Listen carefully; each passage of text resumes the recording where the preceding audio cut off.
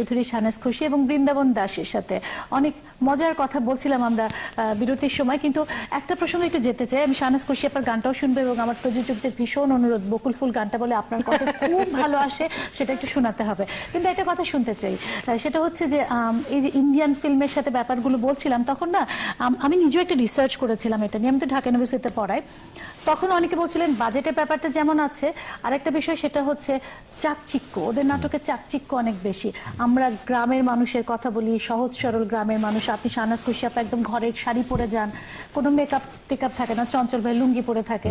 সেইটা যে তারা দেখে যে জাঁকজমক গয়নাগাটি পরা, সেরকম দেখে বেশি আকৃষ্ট হয়, তাই কি?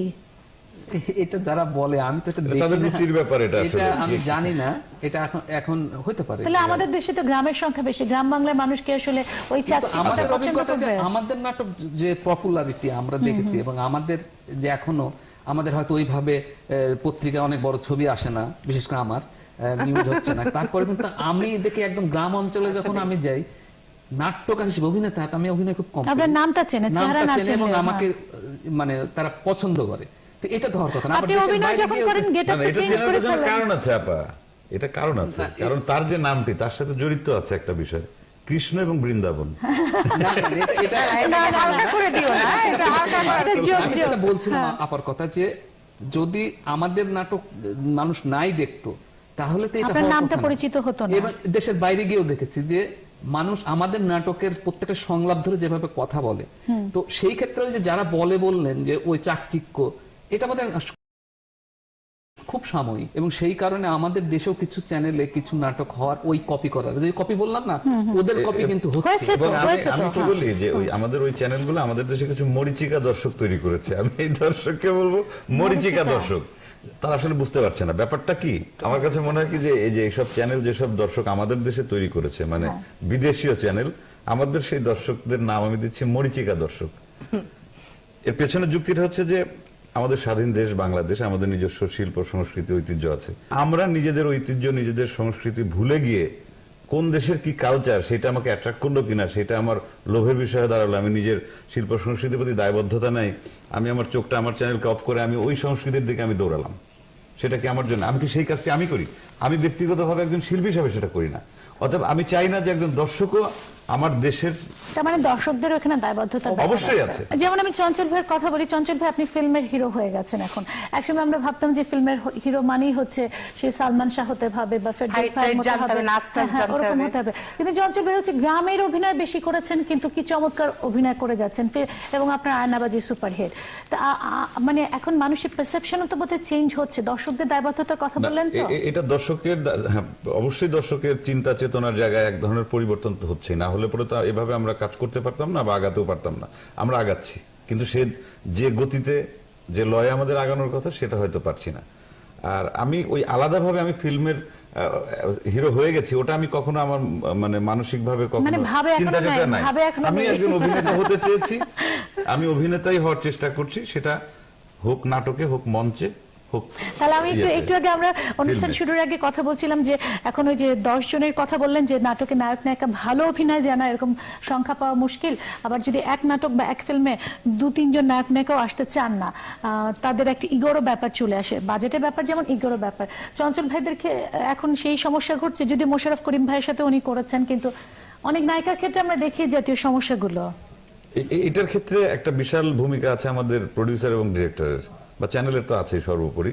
সেটা হচ্ছে যে একটা স্ক্রিনে যখন আমি জনপ্রিয় টনপ্রিয় কিছুই বলবো না, যে ভালো অভিনেতা বা অভিনেত্রী বা সিনিয়র যারা কাজ করছেন, আপনি কি ভালো অভিনেতা নাকি? আমি মোটামুটি এখন সিনিয়র একজন অভিনেতা, মোটামুটি খারাপ অভিনয় করি না। ভালো অভিনেতা না জনপ্রিয়, কোনটা মনে করেন? এটা তো আমি আসলে বলতে পারি না, এটা আপনি বলতে পারেন অথবা দর্শক বলতে পারে। আমি জনপ্রিয় অভিনেতা আমি বললাম, পরে দর্শক গালি দেবে 10 জন, তোকে তো ভালোবাসি না, এরকম আছে। যাই হোক, তা এদেরকে একটা স্ক্রিনে ক্যামেরার সামনে হাজির করানোর জন্য সেরকম স্ক্রিপ্ট তো দরকারই, কিন্তু সেই সাথে সেই বাজেটটাও দরকার, যে একসাথে এতগুলা মানে প্রমিনেন্ট আর্টিস্টকে, যাদের হয়তো রেমুনারেশন বলি অথবা টাইমিং সবকিছু মিলিয়ে, এবং গল্পটা আবার সেরকম স্ট্রং হতে হবে, প্যারালাল যদি ক্যারেক্টার না থাকে, না হলে পরে কেউ হয়তো আমি করবো না, না হলে মোশাররফ করবে না, না হলে আরেকজন পপুলার অ্যাক্টর করবে না, তো সেই সুযোগটা মানে ঘটছে পপুলার না, অনেকদিন যাবতই ঘটছে ভালো না। অভিনেতা অভিনেত্রী হতে গেলে আমার প্রত্যেককে গুরুত্ব দিয়ে করতে হবে আর কি। অবশ্যই তাই, যে যখন যে নাটক অভিনয় করছে এটা তো চাহিদার বিষয় থাকেই যে আমি এটা কেন হচ্ছে এক ধরনের মানে আপনি কি মনে করেন, মেকার হিসেবে কি মনে করেন যে আসলে এটা হচ্ছে ওনাদের ইগো প্রবলেম? না, এটা কিছু কিছু ক্ষেত্রে ইগো কারো কারো আছে, কারো কারো সবার আছে, না, যাদের স্কুলিংটা অন্যরকম। স্কুলিং যাদের, যেমন আমার নাটকে অনেক পপুলার নাটকে চঞ্চল, মোশাররফ, আকমা হাসান, এরা সবাই বিশাল একসাথে team আমরা একসাথে কাজ অনেক বড় করেছি। টিম করেছে, সেটা এখনো সম্ভব না, একসাথে মিলানোই সম্ভব না, প্রত্যেকের বাস্তবতা। টাইমেরও ব্যাপার আর আমি আছে। একটু বলতে চাই আগের প্রসঙ্গে, সেটা হচ্ছে যে দর্শক ফিরছে না, দর্শকের জায়গাতেই আছে, দর্শক মাঝে মধ্যে বিভ্রান্ত হচ্ছে। ও আচ্ছা, আমি বলতে চাই দর্শক এইটাই দেখতে চায়, ওই আয়নাবাজির মতো ভালো ছবি দেখতে চায়, মনপুরার মতো ভালো অভিনয় দেখতে চায়, পাই না বলে বিভ্রান্ত হই। বিভ্রান্ত হয় কখনো কখনো, তো ওই জায়গায় ফিরে আসে। বাহ, চমৎকার বলেছেন শাহনাজ খুরশি আপা। আপনার গান শুনবো না, ডায়লগ শুনবো না, আপনার ডায়লগ শুনে তো আমরা মুগ্ধ হয়ে আমি যাই। ওই যে প্রোগ্রাম শুরুর আগে যে বলেছে যে বৃন্দাবন দা ভালো গান জানে, ওটা আমরা শুনবো না। না আমি সেটার কারণে সে আমার প্রতি আক্রোশমূলক এই কথাটা বলেছে যে আমি গান জানি। গান জানেন না? না, আপা জানে। আমি যদি জানি তাহলে বৃন্দাবন দাও জানে। আচ্ছা, ডুয়েট হয়ে যাক। হ্যাঁ, একটা duet হয়ে যাক। তো প্রশ্ন আমার কাছে, কামারের কাছে দইয়ের বায়না দেন না। তাহলে আপনার ডায়লগ গুলো শুনে যাই। না, ডায়লগে ওই একা একা হবে না আসলে। এই যে আমার সাথে আরেকজন অভিনেতা আছে। এটা তো তাৎক্ষণিকভাবে আসলে অভিনয়টা করা খুব বহরের শিল্পীদের সমস্যা। সঙ্গে মাটি খুবই অপ্রস্তুত লাগে তখন, মনে হয় যে কিভাবে এত ফ্লুয়েন্টলি কথাবার্তা বলে আমরা এই নাটক- আপনাদেরকে এত টেলিভিশনের পর্দায় এত ফ্লুয়েন্টলি দেখি, আমার মনে হয় যে আমরা আজকে তাৎক্ষণিকভাবে- দর্শক অভিনয়টা না দেখুক, আচ্ছা, কারণ ঠিক আমরা তো আছে। আসলে শুধু অভিনয় না, স্ক্রিনে ওনাদের স্ক্রিপ্ট লাগে এবং ওনারা আসলে প্রিপারেশন script নিয়ে লাগে, অভিনয় হ্যাঁ, করেন, preparation ওনারা লাগে। তাৎক্ষণিকভাবে যেটা স্ক্রিপ্ট করা ছাড়া যায় না, ওনারা দারুণ অভিনয় বলেছেন। করেন। আর এটার একটা সমমোহনী শক্তি আর আছে আরেকটা আসলে। বিষয় হচ্ছে কি যে যখন আমাদের- মানসিক ভাবে প্রস্তুত হয়ে দাঁড়াই তখন এমনি হয়ে যায়। বরং আমি সেফ জোনে থাকার জন্য 2 লাইন কবিতার মতো গানই বলে দিই। আমি এখানে গান গাইলাম আপনার সম্মানে, কারণ আপনি আমার অনেক, আপনি না শুধু, আপনাদের মতো এরকম কিছু মানুষ যাদেরকে আমরা শুরুতে 21শে টেলিভিশন, আপনারা আসলে একটা কি বলবো, একটা রেভলিউশন করেছেন এই সংবাদ সংবাদ পরিবেশনে। আমি এতক্ষণ ধরে আপনাদের প্রশংসা করলাম বলে উনি আমাকে একটা রিটার্ন দিল। না না না, এটা আমরা ব্যক্তিগতভাবে সবসময়- যখন আড্ডাতে বসি, আমাদের বাসাতে আসলে সংবাদ পর্যালোচনা, উপস্থাপনা, এগুলোর চ্যানেলই সবসময় বেশি চলে। এবং আমরা যখন অবসর হই তখন প্রায় প্রতিদিনই আমরা 3 জন এক জায়গায় হই, এবং আমরা একদম, আমাদের কাছে হিরো হিরোইন আপনারা। এবং সত্য কথা। আপনারা যে শিল্পটির সূচনা করেছিলেন আপনাদের মাধ্যমে, পাঁচ হয়ে সালাম করতে। আচ্ছা, গান গাও তুমি। আমরা এবারে গানটা শুনে তারপর বিদায় নেই। পিড়িতে সাজিয়েছিলাম বাসরে বাসি, সুরে সুরে সুর মালা, ভেতরে ফাঁকি। আগে যদি জানতাম রে বন্ধু তুমি হইবা পর, ছাড়িতাম কি বাড়ি আমার, ছাড়িতাম না ঘর। আপনি এত অসাধারণ গান, আর আপনি বলছেন আপনি গাইতে পারেন না। খুবই চমৎকার গেয়েছেন, খুবই চমৎকার। আপনি ওনার গান ব্যবহার করেন তো নাটকে? একবার করেছে, এরপর রেগুলার ব্যবহার করবেন। আচ্ছা, তার ও মানে যে আমার চেয়ে ভালো গাইতে হিংসা করে করি না। আমরা ধরে নিচ্ছি যে নাটকে আসলে যে আঞ্চলিক ভাষা আসছে সেটি সময়ের প্রয়োজনেই আসছে, এবং আমাদের বাংলার সংস্কৃতিকে তুলে ধরার স্বার্থে এটি আসলে ভাষার বিকৃতি নয়। এটা একটা শক্তি। এবং এটা বাংলা সত্যি, ভাষাকে এবং সমৃদ্ধ আমি করছে। চাই যে বেশি বেশি করে আঞ্চলিক ভাষায় নাটক হোক, এবং আমাদের নতুন ভালো নাটক জেনারেশন হোক। ভালো নাটক হোক, এবং আমাদের নতুন জেনারেশনরা ওই শুধু জোস, জটিল মামা ওইগুলা ভুলে এইগুলা শিখুক, এগুলা জানুক যে তাদের এটা হচ্ছে মায়ের মুখের ভাষা, এটা তাদের হচ্ছে আমাদের বংশ মাতৃভাষা। পরম্পরায় যে ভাষা, এটা, সেটা শেকড়টাকে তারা সমস্যা চিনতে নাই তো। শিখুক। যে আমি আপনার অনুষ্ঠানের মাধ্যম দিয়ে আমার একটা দুঃখের কথা বলি।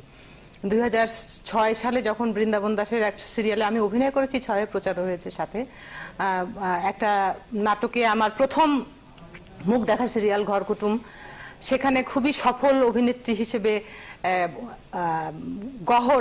গহর যান আবির্ভূত হয় আমার করা চরিত্র। ওখানে খুবই হাইপার অভিনয় ছিল। 10 বছর 12 বছরের ব্যবধানে আমার জন্যে নির্মাতারা ওই একই চরিত্রটি লিখে রাখেন।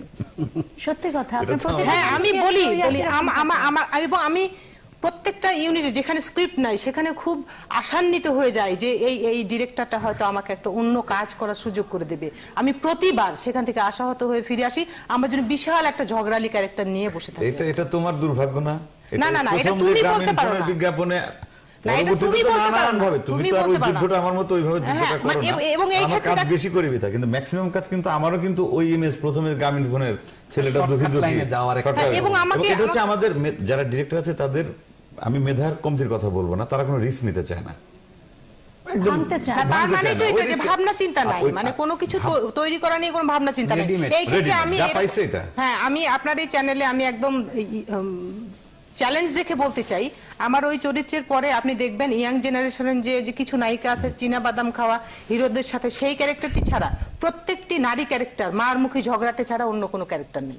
প্রত্যেকটা নারী ক্যারেক্টারই শুধু মার মুখী ঝগড়াটে, আর কোনো চরিত্রই যেন নাই নারী। এটা আমাদের দুর্ভাগ্য, এবং আমরা আশা করব আমাদের যারা মেকার আছেন তারা ভবিষ্যতে আসলে মেকারের চাইতে এই experiment দায়িত্বটা করবেন। হচ্ছে রাইটারের আগে। যে যারা না, রাইটার আছে, script না রাইটার থাকে সেখানেও তাই সৃষ্টি হয়। করেন প্রথম হচ্ছে রাইটার। না, এটা তারপর আসলে direction। এটাও যে আপার সেটা হচ্ছে যে সার্বিকভাবে এটাও নাটক ভালো করার একটা শর্ত।